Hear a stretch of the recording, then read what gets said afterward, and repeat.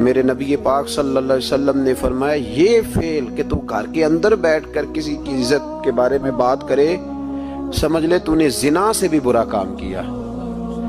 ये बदतर है जिना से भी। ये जो ज्यादती और जुल्म है ना मेरे भाई, इसको इस्लाम ने इस कदर ज्यादा नापसंद किया और इस पर इस्लाम ने इस कदर ज्यादा अहकामात बयान किए। मेरे नबी करीम सल्लल्लाहु अलैहि वसल्लम ने फरमाया, क़यामत के दिन अल्लाह मजलूम के साथ होगा। अल्लाह किसके साथ होगा?